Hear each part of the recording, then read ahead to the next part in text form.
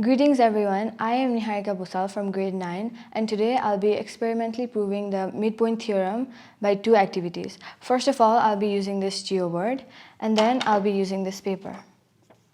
Now I'm going to use this elastic band to make a triangle.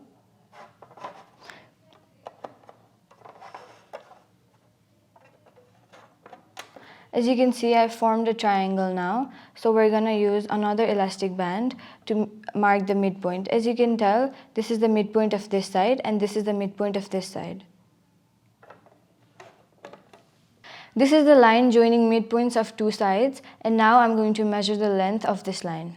1, 2, 3, 4, 5. Similarly, I'm going to measure the length of the third side. 1, 2, 3, 4, 5, 6, 7, 8, 9, 10. It means that this line is half of this line and they're also parallel to each other. Now we can conclude that the line segment joining two sides of a triangle is half of the third side and parallel to it. Now I'm going to verify the same property using this triangular piece of paper.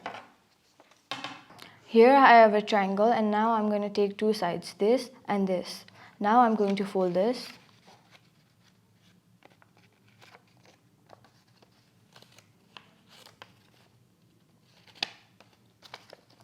As you can see, I formed a midpoint here. I'm going to join these two midpoints.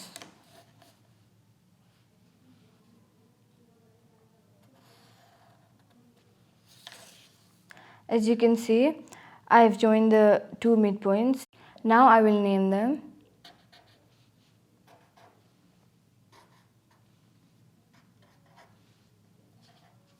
Now I have to prove that MN is the half of BC and MN is parallel to BC. Now I'm going to measure the length of MN.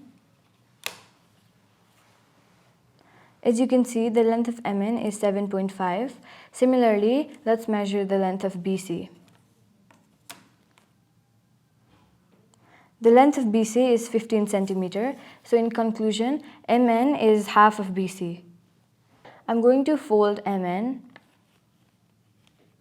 As you can see, a trapezium is formed, and as we know, trapezium has two sides parallel to each other. So now it's proof that MN and BC are parallel. In this way, we can conclude that the line segment joining two sides of a triangle is half of the third side and is parallel to it. Thank you for watching. I hope you enjoyed my video.